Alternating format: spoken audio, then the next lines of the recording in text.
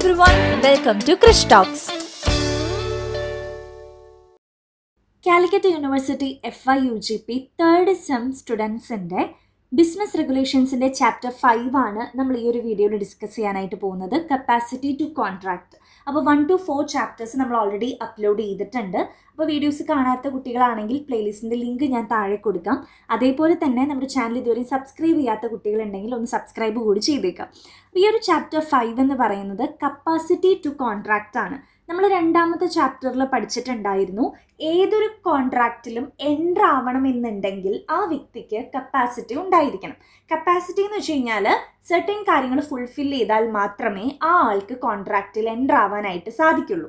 അപ്പോൾ ആർക്കൊക്കെയാണ് ഒരു കോൺട്രാക്റ്റിൽ എൻ്റർ ആവാൻ സാധിക്കുക, ആർക്കൊക്കെ എൻ്റർ ആവാൻ സാധിക്കില്ല. അപ്പോൾ ഇതിനെയാണ് നമ്മൾ കപ്പാസിറ്റി ടു കോൺട്രാക്ട് എന്ന് പറയുന്നത്. Section 11 of the contract act പ്രകാരമാണ് ഇത് എക്സ്പ്ലെയിൻ ചെയ്യുന്നത്. Every person is competent to enter into a contract. എല്ലാ ആളുകൾക്കും ഒരു കോൺട്രാക്റ്റിൽ എൻ്റർ ആവാനായിട്ട് സാധിക്കും.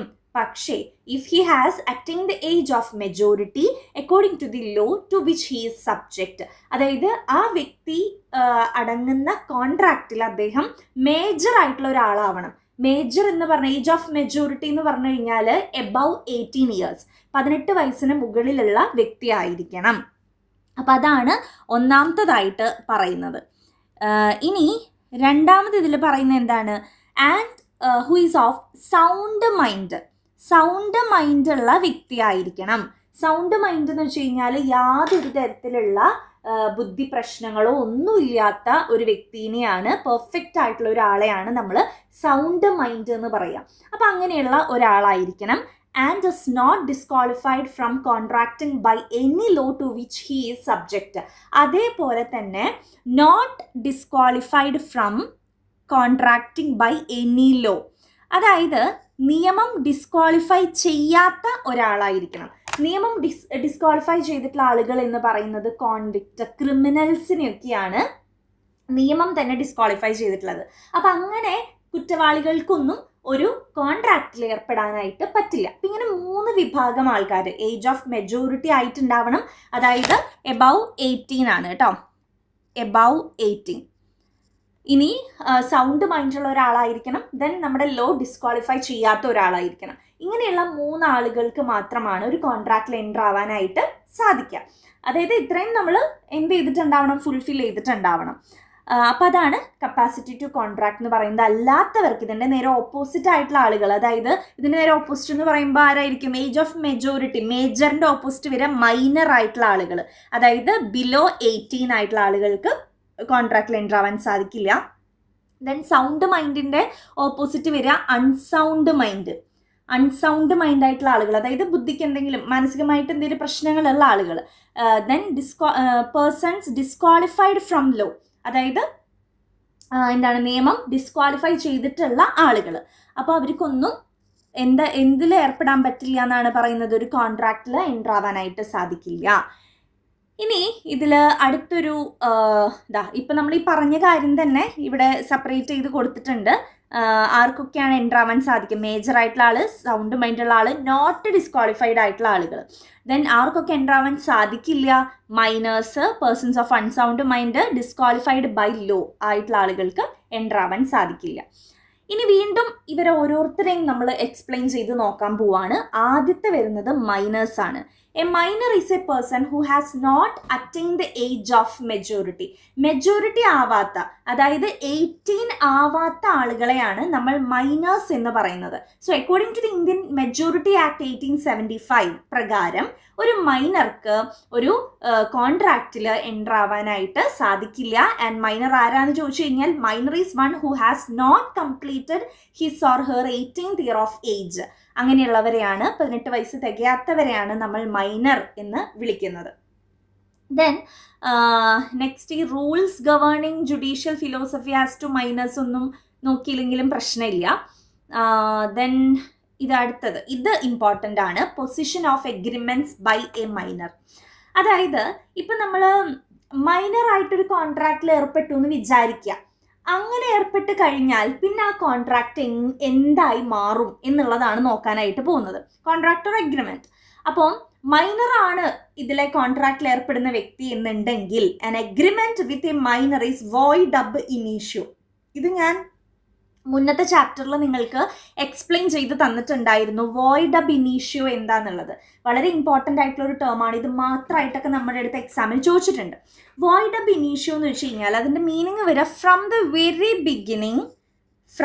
വെരി ബിഗിനിങ് ഒരു കോൺട്രാക്റ്റ് വോയിഡ് ആയിട്ട് മാറുകയാണ്. വോയിഡ് ഇവിടെ കോൺട്രാക്റ്റിൻ്റെ കേസ് പറയണേക്കാൾ മുൻപ് എഗ്രിമെൻറ്റിൻ്റെ പറയാം. അതായത് നമുക്കറിയാം ഒരു എഗ്രിമെന്റ് എന്ന് പറഞ്ഞു കഴിഞ്ഞാൽ അവിടെ രണ്ട് കാര്യങ്ങളാണ് മെയിനായിട്ട് ഉണ്ടാവുക. അതായത് ഒരാൾ ഒരു ഓഫർ മുന്നോട്ടേക്ക് വെക്കുന്നു, അതിലൊരാൾ ആക്സെപ്റ്റും ചെയ്യുന്നു. ആക്സെപ്റ്റൻസും ഓഫറും, അതാണ് എഗ്രിമെന്റ് എന്ന് പറയുന്നത്.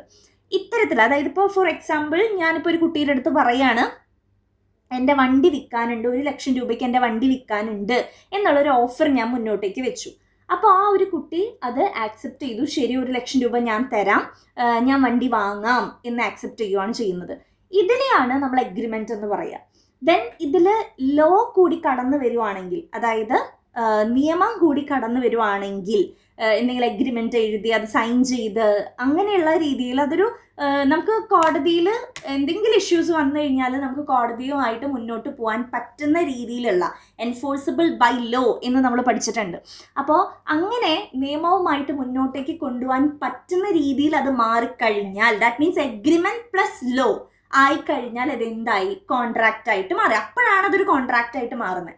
സോ ഈ ഒരു എഗ്രിമെന്റിന്റെ സ്റ്റേജിൽ വെച്ചിട്ട് തന്നെ ഇപ്പോൾ ഒരു മൈനറാണ് ആ വ്യക്തി, ഞാനിപ്പോൾ ഓഫർ വെച്ചു, അത് ആക്സെപ്റ്റ് ചെയ്യുന്നത് വെറും 16 വയസ്സുള്ള ഒരു അപ്പു എന്ന് പറയുന്ന ഒരു കുട്ടിയാണെന്ന് വിചാരിക്കുക. അപ്പോൾ അവൻ 18 വയസ്സ് തികയാത്തൊരു കുട്ടിയാണ്. ഇനി ഈ എഗ്രിമെന്റ് സെറ്റ് ആയിട്ട് വേണം, അതിൽ ലോ കടന്നു വന്നിട്ട് വേണം അത് കോൺട്രാക്റ്റ് ആയിട്ട് മാറാനായിട്ട്. ഈ അപ്പു എന്നുള്ള വ്യക്തി മൈനർ ആയതുകൊണ്ട് തന്നെ യാതൊരു രീതിയിലും ഇനി അതിൽ ലോ കടന്നു വരില്ല. അത് തെറ്റാണല്ലോ, അങ്ങനെ മൈനറുമായിട്ട് എഗ്രിമെന്റിൽ ഏർപ്പെടാൻ പാടില്ലല്ലോ. അപ്പോൾ അതുകൊണ്ട് തന്നെ അത് അവിടെ ഓൺ ദ സ്പോട്ട് ക്യാൻസൽ ആയിട്ട് പോവാണ്. അപ്പോൾ പിന്നെ അത് കോൺട്രാക്റ്റ് ആയിട്ട് മാറാൻ അതിനൊരു യാതൊരു സാധ്യതയില്ല. എഗ്രിമെന്റ് എന്നുള്ള ഫസ്റ്റ് സ്റ്റേജിൽ വെച്ച് തന്നെ അത് അവിടെ വോയിഡ് ആയിട്ട് മാറുകയാണ്, നോട്ട് വാലിഡ് ആയിട്ട് മാറുകയാണ്. സോ അതിനെയാണ് നമ്മൾ വോയിഡ് അബ് ഇനീഷ്യോ എന്ന് പറയുക. From the very beginning agreement സ്റ്റേജിൽ വെച്ചിട്ട് തന്നെ ആ ഒരു എന്താ പറയുക എഗ്രിമെന്റ് വോയിഡ് ആയിട്ട് മാറുന്നതിനെയാണ് നമ്മൾ വോയിഡ് അബ് ഇനീഷ്യോ എന്ന് പറയാം. പിന്നെ ഇതിൽ വേറൊരു കേസ് പറയുന്നുണ്ട്, minor can be promisee or beneficiary. മൈനർക്ക് ഒരു ബെനിഫിഷ്യറിക്ക് ആവാം, കുഴപ്പമില്ല. ഇപ്പം നമ്മൾ 18 വയസ്സ് തികയാത്തൊരു കുട്ടിക്ക് എന്താ പറയുക ഡ്രസ്സുകളും സാധനങ്ങളും കൊടുക്കുന്നു, അല്ലെങ്കിൽ അവർക്ക് പഠിക്കാനുള്ള സഹായങ്ങൾ കൊടുക്കുന്നു, അതുമായി ബന്ധപ്പെട്ടൊക്കെ കോൺട്രാക്റ്റിൽ ഏർപ്പെടും. അങ്ങനെ അതിൽ പ്രശ്നമില്ല എന്നാണ് പറയുന്നത്. ദെൻ നെക്സ്റ്റ് പറയുന്നത് ratification on attaining the majority is not allowed. A minor cannot ratify a promise entered into during his minority after attaining majority. ഇപ്പം പറയാണ് ഒരു കുട്ടി, ഇവിടെ ഇതിനുള്ളൊരു എക്സാമ്പിൾ കൊടുത്തിട്ടുണ്ട്. ഒരു മൈനറായിട്ടൊരു കുട്ടി, അതായത് 18 വയസ്സിന് മുന്നേ തന്നെ കുറച്ച് പൈസ കടം മേടിക്കുകയാണ് ചെയ്യുന്നത്. പിന്നെ അതിൻ്റെ കാര്യങ്ങളൊക്കെ കടം വാങ്ങിച്ച് അതിൻ്റെ ഇൻട്രസ്റ്റ് ഒക്കെ പെരുകി അങ്ങനെയൊക്കെ ഒരുപാട് വർഷങ്ങൾ കടന്നു പോയപ്പോൾ ആ കുട്ടി എന്തായി, മേജറായിട്ട് മാറി. അപ്പോൾ ആ കുട്ടി പറയാണ്, ഞാൻ എന്താ പറയുക മൈനറായിട്ടുള്ള സമയത്ത് ഞാൻ ലോൺ എടുത്തതല്ലേ, അല്ലെങ്കിൽ അത് ചെയ്തതല്ലേ, അതുകൊണ്ട് എനിക്കിത് അടയ്ക്കാൻ പറ്റില്ല, അങ്ങനെയൊക്കെ പറയണം. അങ്ങനെയുള്ള രീതിക്കുള്ളൊരു ടോക്കും വരാനായിട്ട് പാടില്ല എന്നാണ് പറയുന്നത്. റെക്ടിഫിക്കേഷൻ, നമ്മളത് തിരുത്താൻ ശ്രമിക്കുവാണ് അല്ലേ, അത് മേജറായ സമയത്താണ് നമ്മൾ തിരുത്താൻ ശ്രമിക്കുന്നത്, അങ്ങനെയുള്ള കാര്യം അലോ ചെയ്യില്ല എന്ന് പറയുന്നു. ദെൻ അടുത്തത്, A minor cannot be asked to compensate or pay for any benefit received under a void agreement. അതായത് അറിഞ്ഞുകൊണ്ട് തന്നെ മൈനറാണ് താനെന്ന് അറിഞ്ഞത് കൊണ്ട് തന്നെ ഒരു കോൺട്രാക്റ്റിൽ ഏർപ്പെടുകയാണ്, അതിൽ നഷ്ടം സംഭവിക്കുമ്പോൾ ഞാൻ മൈനറല്ലേ അതുകൊണ്ട് എനിക്ക് കോമ്പൻസേഷൻ വേണം, അങ്ങനെയൊന്നും പറയാൻ പറ്റില്ല. ഓൾറെഡി മൈനറാണ്, അതുകൊണ്ട് തന്നെ ആ കോൺട്രാക്റ്റിന് അവിടെ അപ്പോൾ വാല്യൂ ഉണ്ടായിരുന്നില്ല, എന്നിട്ട് അത് മുന്നോട്ടേക്ക് കൊണ്ടുപോവുകയും ചെയ്തു, അതിൽ നഷ്ടം സംഭവിക്കുകയും ചെയ്തു, എന്നിട്ട് അതിന് കോമ്പൻസേഷൻ ചോദിച്ചു കഴിഞ്ഞാൽ നമുക്ക് കിട്ടില്ല എന്നാണ് പറയുന്നത്. Then minors can always plead his minority no estoppel against him. മൈനേഴ്സിന് എപ്പോഴും ആ ഒരു മൈനർ ആണ് താൻ എന്നുള്ളത് എവിടെയും പറയാം, അത് എവിടെയും പ്ലീ ചെയ്യാം എന്നാണ് പറയുന്നത്. Then no specific performance of the agreement. നമുക്ക് ഈ ഒരു എഗ്രിമെൻറ്റ്, മൈനറുമായിട്ട് ബന്ധപ്പെട്ടിട്ടുള്ള എഗ്രിമെൻറ്റ് നമുക്ക് എവിടെയും എന്ത് ചെയ്യാൻ പറ്റില്ല, പെർഫോം ചെയ്യാനായിട്ട് സാധിക്കില്ല. എവിടെയും കൊണ്ടുപോകാനായിട്ടോ കോടതിയിൽ കൊണ്ടുപോകാനായിട്ടോ ഒന്നും സാധിക്കില്ല എന്നാണ് പറയുന്നത്. ദെൻ മൈനർക്ക് ഒരു പാർട്ട്ണർഷിപ്പ് കോൺട്രാക്റ്റിലും എൻ്റർ ആവാൻ സാധിക്കില്ല. പക്ഷെ മൈനർക്ക് ഒരു ഏജൻ്റ് ആയിട്ട് നിൽക്കാം എന്ന് പറയുന്നുണ്ട്. അത്രയും നോക്കിയാൽ മതി. പിന്നെ അതിലൊരു പോയിന്റ് ഉണ്ട്, മൈനേഴ്സിന് നെസസറീസ് സപ്ലൈ ചെയ്യുന്നതിൻ്റെ ഭാഗമായിട്ട്, അതായത് ഞാൻ നേരത്തെ ഒരു എക്സാമ്പിൾ പറഞ്ഞിരുന്നു, നമ്മൾ കുട്ടികൾക്ക് വേണ്ടിയിട്ട് പഠനോപകരണങ്ങൾ കൊടുക്കുക, അവർക്ക് പഠിക്കാനുള്ള സൗകര്യങ്ങൾ കൊടുക്കുക, അല്ലെങ്കിൽ ഹോസ്പിറ്റൽ ചെലവുകൾ അങ്ങനെയുള്ള കാര്യങ്ങൾ ചെയ്തു കൊടുക്കുക. അപ്പോൾ ഇത്തരം കേസുകളൊക്കെ മൈനർക്ക് മേടിക്കാം, അതുമായി ബന്ധപ്പെട്ടിട്ടുള്ള കോൺട്രാക്റ്റിലൊക്കെ ഏർപ്പെടാം എന്നാണ് പറയുന്നത്. അപ്പോൾ നെസസറി ആയിട്ടുള്ള ഗുഡ്സ്, നെസസറി ഗുഡ്സ് എന്ന് പറയുന്നത് അത്രയും അത്യാവശ്യമായിട്ടുള്ള ഗുഡ്സ് ലൈക്ക് ബ്രെഡ്, ക്ലോത്ത്സ് ഒക്കെ അല്ലേ, ബുക്സ് ഒക്കെ. അപ്പം അങ്ങനെയുള്ള നെസസറി ഗുഡ്സ് കൈപ്പറ്റുന്നതിൻ്റെ ഭാഗമായിട്ട് ഒരു കോൺട്രാക്റ്റിൽ ഏർപ്പെടണമെന്നുണ്ടെങ്കിൽ ഏർപ്പെടാം എന്നാണ് പറയുന്നത്. പക്ഷേ എന്താണ്, ഒരു കാറ് ഒരു നെസസറി ആയിട്ടൊന്നും ഉൾപ്പെടുത്താനായിട്ട് പറ്റില്ല എന്നും അതിലെടുത്ത് പറയുന്നുണ്ട്. ഇനി നെസസറി സർവീസ്, നെസസറി ഗുഡ്സ് പോലെ തന്നെ നെസസറി സർവീസും ഉണ്ട്, like education, medical advice, legal advice, house. ഇതും നമുക്ക് മൈനർക്ക് വേണമെങ്കിൽ കൊടുക്കാം, അതുമായി ബന്ധപ്പെട്ടിട്ടുള്ള കോൺട്രാക്റ്റിലും എൻ്റർ ആവാം, അതിനൊന്നും പ്രശ്നമില്ല എന്ന് പറയുന്നുണ്ട് കേട്ടോ. അതൊന്ന് നോട്ട് ചെയ്ത് വെക്കാം. ഇത്രയും കാര്യങ്ങളാണ് ഒരു മൈനറിനെ പറ്റി പറയുന്നത്. നമ്മളിതിൽ 3 ആൾക്കാരെ പറ്റിയാണ് നോക്കാൻ പോകുന്നത്. മൈനേഴ്സ്, അൺസൗണ്ട് മൈൻഡുള്ളവർ, പേഴ്സൺസ് ഡിസ്ക്വാളിഫൈഡ് ബൈ ലോ, നിയമം ഡിസ്ക്വാളിഫൈ ചെയ്തിട്ടുള്ള ആളുകൾ. അപ്പം ഇതിൽ ഫസ്റ്റത്തെ വിഭാഗം ആളുകൾ നമ്മൾ കണ്ടു കഴിഞ്ഞു. ഇനി രണ്ടാമത്തെ വിഭാഗം എന്ന് പറയുന്നത് ഈ അൺസൗണ്ട് മൈൻഡ് ഉള്ളവരാണ്. അപ്പം ഞാൻ പറഞ്ഞു, അൺസൗണ്ട് മൈൻഡ് എന്ന് പറഞ്ഞു കഴിഞ്ഞാൽ എന്തെങ്കിലും തരത്തിൽ മാനസികപരമായിട്ട് പ്രശ്നങ്ങൾ അനുഭവിക്കുന്നവരാണല്ലോ. അപ്പോൾ ഈ person is said to be sound mind. അതായത് സൗണ്ട് മൈൻഡ് എന്ന് പറഞ്ഞു കഴിഞ്ഞാൽ അത്രയും പെർഫെക്റ്റ് ആയിട്ടുള്ള ആള്, അത്തരം ആളുകൾക്ക് ഒരു കോൺട്രാക്റ്റിൽ എൻ്റർ ആവാനായിട്ട് സാധിക്കും. അതിലെ കാര്യങ്ങൾ മനസ്സിലാക്കാനും അതിലെ ടേംസ് ആൻഡ് കണ്ടീഷൻസ് മനസ്സിലാക്കാനും അതുമായിട്ട് മുന്നോട്ടേക്ക് പോകാനും ആ വ്യക്തിക്ക് സാധിക്കും. പക്ഷെ അതല്ലാത്ത വ്യക്തി എന്ന് പറയുന്നതാണ് ഈ അൺസൗണ്ട് മൈൻഡുള്ള വ്യക്തി. അപ്പോൾ ആരൊക്കെയാണ് ഈ അൺസൗണ്ട് മൈൻഡ് ഉള്ളവർ എന്നുള്ളത് നമുക്ക് നോക്കാം. ഇതിൽ പറയുന്നുണ്ട് idiots, lunatics, drunken or intoxicated persons. ഇത്തരം 3 ആളുകളെയാണ് നമ്മൾ അൺസൗണ്ട് മൈൻഡ് ഉള്ളവരായിട്ട് പറയുന്നത്. അപ്പോൾ ആരാണ് idiots? A person whose mental powers are completely absent. അതായത് അവരുടെ മെൻ്റൽ പവേഴ്സ് എല്ലാം തന്നെ കംപ്ലീറ്റ്ലി ആബ്സെൻ്റ് ആണ്. അത്തരം വ്യക്തികളെയാണ് നമ്മൾ ഇഡിയറ്റ്സ് എന്ന് വിളിക്കുന്നത്. അപ്പോൾ ഇവരുമായിട്ട് ഒരു കോൺട്രാക്റ്റിൽ ഏർപ്പെടാനായിട്ട് പറ്റുമോ? ഇല്ല. അത് ലീഗലി അത് അലോ ചെയ്യുന്നില്ല. അവർക്ക് യാതൊരു തരത്തിലും കോൺട്രാക്റ്റിൽ ഏർപ്പെടാനായിട്ട് സാധിക്കില്ല, അതിനുള്ള കപ്പാസിറ്റി അവർക്കില്ല. ഇനി രണ്ടാമത്തെ വിഭാഗം ആളുകളാണ് ലുനാറ്റിക്സ്. ലുനാറ്റിക്സ് എന്ന് പറഞ്ഞു കഴിഞ്ഞാൽ ഇപ്പോൾ ഈ ഇഡിയറ്റ്സും ലുനാറ്റിക്സും നിങ്ങൾക്ക് കൺഫ്യൂഷൻ ആവാൻ സാധ്യതയുണ്ട്. ലുനാറ്റിക്സ് എന്ന് പറഞ്ഞു കഴിഞ്ഞാൽ who suffer a serious mental disorder. അവർ മെൻ്റൽ ഡിസോർഡർ അനുഭവിക്കുന്നവരാണ്. അപ്പോൾ ഈ ഇഡിയറ്റ്സ് നമ്മൾ അത് തന്നെയല്ലേ പറഞ്ഞത്, mental powers are completely absent അല്ലേ പറഞ്ഞത്. പക്ഷെ ഇത് തമ്മിലുള്ള വ്യത്യാസം എന്താണെന്ന് വെച്ച് കഴിഞ്ഞാൽ ഇഡിയറ്റ്സ് എന്ന് പറഞ്ഞു കഴിഞ്ഞാൽ എന്താ പറയുക, അവർക്ക് ഒട്ടും ഈ പറഞ്ഞ മെൻ്റൽ പവേഴ്സ് ഉണ്ടാവില്ല. ഒരു രീതിയിലും അവർ പൂർണ്ണമായിട്ടും മാനസിക നില തെറ്റിയവരാണ് ഇഡിയറ്റ്സ് എന്ന് പറയുന്നത്. ലുനാറ്റിക്സ് എന്ന് പറയുന്നത് ഈ അടുത്തെങ്ങാനും എന്തെങ്കിലും ഷോക്ക് മൂലോ എന്തെങ്കിലും മെൻ്റൽ സ്ട്രെയിൻ വന്നത് കൊണ്ടോ അവർ മെൻ്റൽ ഡിസോർഡർ അനുഭവിക്കുന്നവരെയാണ് ലുനാറ്റിക്സ് എന്ന് പറയുക. അവർ ചിലപ്പോൾ ഓക്കെ ആവും, ചിലപ്പോൾ ഓക്കെ ആവില്ല, അങ്ങനെയാണ്. അപ്പോൾ ചില ആക്സിഡൻസ് ഒക്കെ നേരിട്ട് കണ്ടവർ ആ ഒരു ഷോക്കുമായിട്ട് ഇരിക്കുന്നവരാണെങ്കിൽ അവർക്ക് പിന്നെയും ഇതുപോലെ ആക്സിഡൻസ് ഒക്കെ കാണുമ്പോൾ അന്നത്തെ ആ ഒരു മെൻ്റൽ ഡിസോർഡർ പിന്നെയും വരാൻ സാധ്യതയുണ്ട് ഇല്ലേ. അപ്പോൾ അങ്ങനെയുള്ളവരെയാണ് നമ്മൾ ലുനാറ്റിക്സ് എന്ന് പറയുക. അതൊരു പീരിയോഡിക് ഡിസോർഡറാണ്, എപ്പോഴും ഉണ്ടാവില്ല, ഇടയ്ക്കൊക്കെ ആയിരിക്കും അവർ ഓക്കെ ആയിട്ട് ഉണ്ടാവുക. അപ്പോൾ അങ്ങനെയുള്ള ആളുകൾക്ക് ഒരു കോൺട്രാക്റ്റിൽ എൻ്റർ ആവാൻ പറ്റില്ല, അവരെ നമ്മൾ അൺസൗണ്ട് മൈൻഡ് ഉള്ളവരെന്നാണ് വിളിക്കുക. ഇനി മൂന്നാമത്തെ വിഭാഗം ആൾക്കാരാണ് ഡ്രങ്കൺ ഓർ ഇൻടോക്സിക്കേറ്റഡ് പേഴ്സൺസ്. അതായത് കുടിയന്മാരും അതേപോലെ തന്നെ ഡ്രഗ്സ് ഒക്കെ യൂസ് ചെയ്യുന്നവർ.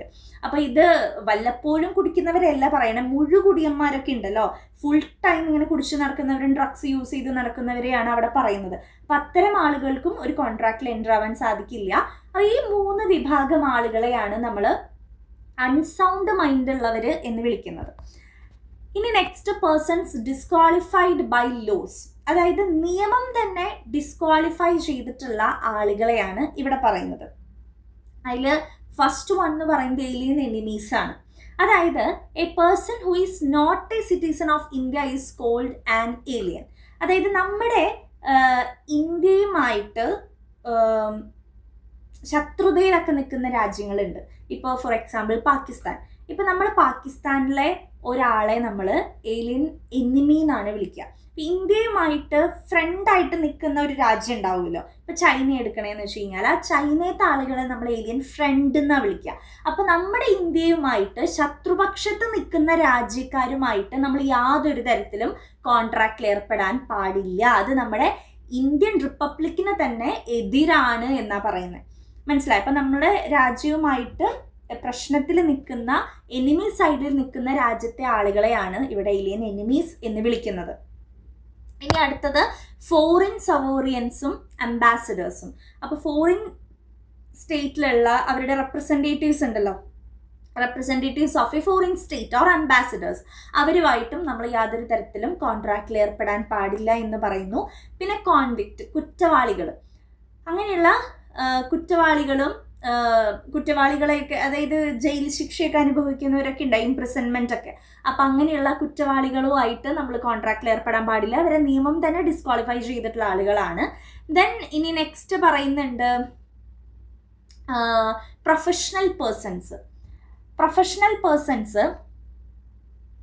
ഇവിടെ ഒരു എക്സാമ്പിൾ വെച്ചിട്ട് ഞാൻ പറഞ്ഞുതരാം. ഇപ്പോൾ ഡോക്ടേഴ്സ് അല്ലെങ്കിൽ അഡ്വക്കേറ്റ്സ്, ഇവരൊക്കെ ഫീസ് വാങ്ങിയിട്ട് സർവീസ് കൊടുക്കുന്നവരാണല്ലോ. വക്കീൽ ഫീസ് വാങ്ങും, ഡോക്ടറുടെ ആ ഒരു ചികിത്സിക്കുന്നതിൻ്റെ ഫീസ് വാങ്ങും. അപ്പോൾ ഇൻ കേസ് അവരുടെ ഇപ്പോൾ വക്കീലാണെങ്കിൽ അവരുടെ ക്ലയൻസ് അല്ലെങ്കിൽ ഡോക്ടർ ആണെങ്കിൽ അവരുടെ പേഷ്യൻസ് ഫീസ് തന്നില്ല എന്ന് വിചാരിക്കുക. അപ്പോൾ ആ ഡോക്ടർക്കോ അഡ്വക്കേറ്റിനോ ആ വ്യക്തി ഫീസ് തന്നില്ല എന്ന് പറഞ്ഞുകൊണ്ട് കോർട്ടിൽ പോയിട്ട് ഒരു എന്താ പറയുക കംപ്ലൈൻറ്റ് കൊടുക്കാനോ അതുമായി ബന്ധപ്പെട്ടിട്ടുള്ള എഗ്രിമെൻറ്റ്സിൽ സൈൻ ചെയ്യാനോ സാധിക്കില്ല എന്നാണ് പറയുന്നത്. അതാണ് ഇവിടുത്തെ പ്രൊഫഷണൽ പേഴ്സൺസിൻ്റെ കേസിൽ പറയുന്നത് കേട്ടോ. എല്ലാ പ്രൊഫഷണലും അല്ല, ചില പ്രൊഫഷണൽ പേഴ്സൺസിന് പ്രൊഫഷണൽ ഫീസ് തന്നില്ല എന്നുണ്ടെങ്കിൽ cannot sue their clients for their professional fees.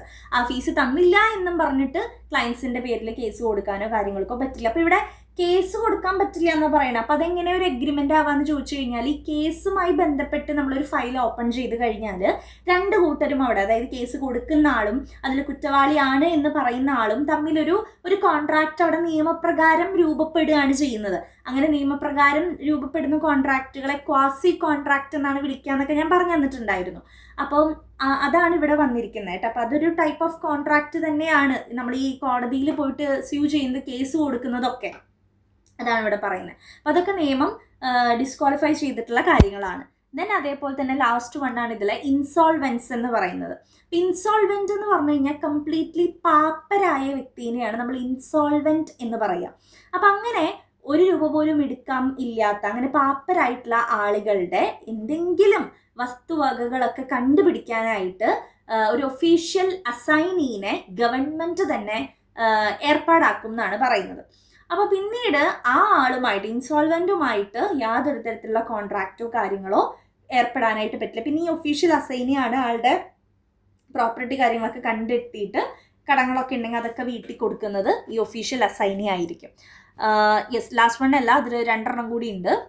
Then പിന്നെ വരുന്ന 6th വൺ വരുന്നത് കോർപ്പറേഷൻസ് ആൻഡ് കമ്പനീസ് ആണ്. ചില കമ്പനീസിന്, കോർപ്പറേഷൻസിന് അവർക്കൊന്നും ചില കേസിൽ കോൺട്രാക്റ്റിൽ ഏർപ്പെടാൻ പറ്റില്ല എന്ന് പറയുന്നുണ്ട്. എന്ത് കേസാണെന്ന് വെച്ച് കഴിഞ്ഞാൽ, ഒരു കമ്പനിയുടെ മെയിൻ ഡോക്യുമെൻറ്റ്സ് ആണ് മെമ്മോറാണ്ടം ഓഫ് അസോസിയേഷനും ആർട്ടിക്കിൾ ഓഫ് അസോസിയേഷനും. ഈ മെമ്മോറാണ്ടം ഓഫ് അസോസിയേഷൻ്റെ ഒബ്ജക്റ്റ് ക്ലോസ് എന്ന് പറഞ്ഞൊരു ഏരിയ ഉണ്ട്. ആ ഒബ്ജക്റ്റ് ക്ലോസിൽ ഓൾറെഡി പറഞ്ഞിട്ടുണ്ടാവും ആരൊക്കെയായിട്ട് കോൺട്രാക്റ്റിൽ ഏർപ്പെടണം, എങ്ങനെയുള്ള കോൺട്രാക്റ്റുകളിലാണ് ഏർപ്പെടുക, ആർക്കൊക്കെ ഏർപ്പെടാൻ സാധിക്കും എന്നുള്ളതൊക്കെ കൃത്യമായിട്ട് ഈ കോർപ്പറേഷൻസ് അല്ലെങ്കിൽ കമ്പനീസിൻ്റെ മെയിൻ ഡോക്യുമെൻ്റ് ആയിട്ടുള്ള മെമ്മോറാണ്ടം ഓഫ് അസോസിയേഷൻ്റെ ഒബ്ജക്റ്റ് ക്ലോസിൽ പറഞ്ഞിട്ടുണ്ടായിരിക്കും. അതിൽ പറഞ്ഞിട്ടില്ലാത്ത വ്യക്തികളുമായിട്ടോ കമ്പനികളുമായിട്ടോ ആ കമ്പനിക്ക് കോൺട്രാക്റ്റിൽ ഏർപ്പെടാൻ സാധിക്കില്ല. അത് നിയമം ഡിസ്ക്വാളിഫൈ ചെയ്തിട്ടുണ്ട്. അതാണ് അവിടെ പറയുന്നത്. അപ്പോൾ കോർപ്പറേഷൻ ആൻഡ് കമ്പനീസ് എന്ന് പറയുമ്പോൾ ഒറ്റ കോർപ്പറേഷനും ഒറ്റ കമ്പനീസിനും കോൺട്രാക്റ്റിൽ ഏർപ്പെടാൻ പാടില്ലേ? അങ്ങനെയല്ല. മിക്കെന്നല്ല എല്ലാ കമ്പനീസിൻ്റെയും മെമ്മോറാൻഡം ഓഫ് അസോസിയേഷൻ്റെ ഒബ്ജക്ട് ക്ലോസിൽ പറഞ്ഞിട്ടുണ്ടാവും ആരായിട്ട് ഏത് രീതിയിലുള്ള കോൺട്രാക്റ്റുകളിലാണ് എൻ്റർ ആവാൻ പറ്റാന്നുള്ളത്. അതിൽ പറയാത്ത ആളുകളുമായിട്ട് എൻ്റർ ആവാൻ പറ്റില്ല എന്നാണ് ഇവിടെ ഉദ്ദേശിക്കുന്നത് കേട്ടോ. പിന്നെ നെക്സ്റ്റ് പറയുന്നത് വിമൻ ആണ്. Regarding contractual capacity in India there is no difference between men and women. ഇവിടെ പറയുന്നത് സ്ത്രീകൾക്ക് എൻ്റർ ആവാൻ പറ്റില്ല എന്ന്. അതെന്താ സ്ത്രീകൾക്ക് എന്താ പ്രത്യേകത? ഇപ്പോൾ ഇവിടെ ആദ്യം തന്നെ അവർ പറയുന്നുണ്ട് നമ്മുടെ കോൺട്രാക്ച്വൽ കപ്പാസിറ്റി അനുസരിച്ച് സ്ത്രീ എന്നോ പുരുഷനോ യാതൊരു തരത്തിലുള്ള വ്യത്യാസവും ഇവിടെ ഇല്ല. ഇവിടെ പറയുന്നത് മാരീഡ് വുമന്റെ കേസിലാണ്, അതായത് കല്യാണം കഴിഞ്ഞ ഒരു സ്ത്രീയുടെ കേസിലാണ് പറയുന്നത്. She has a right to pledge credit of her husband for necessary except when she is forbidden to do so. ഇവിടെ പറയുന്നത് എന്താണെന്ന് വെച്ച് കഴിഞ്ഞാൽ ഒരു കല്യാണം കഴിഞ്ഞ സ്ത്രീക്ക് തൻ്റെ ഭർത്താവിൻ്റെ പേരും പറഞ്ഞ് കടമായിട്ട്, ഇപ്പോൾ നമ്മൾ കടയിൽ ഹസ്ബൻഡ് പൈസ തരും എന്നൊക്കെ പറഞ്ഞ് സാധനങ്ങൾ മേടിക്കുമല്ലോ, അങ്ങനെ മേടിക്കാനായിട്ട് പറ്റും. ഭർത്താവിൻ്റെ സമ്മതത്തോട് കൂടിയിട്ട് അങ്ങനെ ഭർത്താവിൻ്റെ പേരും പറഞ്ഞ് നെസസറി ആയിട്ടുള്ള ഐറ്റംസ്, ഒരുപാട് ഷോപ്പിംഗ് കാര്യങ്ങളല്ല പറയുന്നത്, നെസസറി ആയിട്ടുള്ള ഐറ്റംസ് ലൈക്ക് ഫുഡ് ആവാം, ക്ലോത്ത്സ് ആവാം, അപ്പം അങ്ങനെയുള്ളതൊക്കെ വാങ്ങാനായിട്ട് ഒരു സ്ത്രീക്ക് പറ്റും. പക്ഷെ ആ ഭർത്താവ് മുന്നേ തന്നെ പറഞ്ഞിട്ടുണ്ടെന്ന് വിചാരിക്കുക, എൻ്റെ പേരും പറഞ്ഞ് കടമായിട്ടൊന്നും വാങ്ങരുത്, അങ്ങനെ മുന്നേ കൂട്ടി പറഞ്ഞിട്ടുണ്ടെങ്കിൽ പിന്നെ ആ ഒരു സ്ത്രീക്ക് വാങ്ങാൻ പറ്റില്ല. അത് ലോ ഡിസ്ക്വാളിഫൈ ചെയ്യുന്ന കാര്യമാണ്. അതാണ് ഇവിടെ ഉദ്ദേശിക്കുന്നത് കേട്ടോ. അപ്പം അങ്ങനെ തന്നെ നമ്മളത് എഴുതണം, അല്ലാണ്ട് സ്ത്രീകൾക്ക് കോൺട്രാക്റ്റിൽ എൻ്റർ ആവാൻ പറ്റില്ല, അവരെ ഡിസ്ക്വാളിഫൈ ചെയ്തു എന്നല്ല. ഓക്കെ, അപ്പോൾ ഇത്രയാണ് നമ്മുടെ ചാപ്റ്ററായിട്ട് വരുന്നത്. അപ്പം ഇതിൽ നമ്മൾ 3 വിഭാഗം ആളുകളെ കുറിച്ചാണ് നമ്മൾ പഠിച്ചിട്ടുണ്ടായിരുന്നത്. മൈനേഴ്സ്, അൺസൗണ്ട് മൈൻഡുള്ളവർ, അതേപോലെ തന്നെ ലോ ഡിസ്ക്വാളിഫൈ ചെയ്തിട്ടുള്ള ആളുകൾ. അപ്പോൾ ഇത്രയും ആളുകളാണ്. അപ്പോൾ ഇവർ ഇങ്ങനെയുള്ള ഇതൊന്നും ഇല്ലാത്ത പെർഫെക്റ്റ് ആയിട്ടുള്ള ആളുകളെയാണ്, അതായത് മെജോറിറ്റി ആയിട്ടുള്ള ആളുകൾ, മേജർ ആയിട്ടുള്ള ആളുകൾ, സൗണ്ട് മൈൻഡുള്ള ആളുകൾ, നോട്ട് ഡിസ്ക്വാളിഫൈഡ് ബൈ ലോ, നിയമം ഡിസ്ക്വാളിഫൈ ചെയ്യാത്ത ആളുകൾ, അത്തരം ആളുകൾക്കാണ് ഒരു കോൺട്രാക്റ്റിൽ എൻ്റർ ആവാനുള്ള കപ്പാസിറ്റി ഉള്ളത്.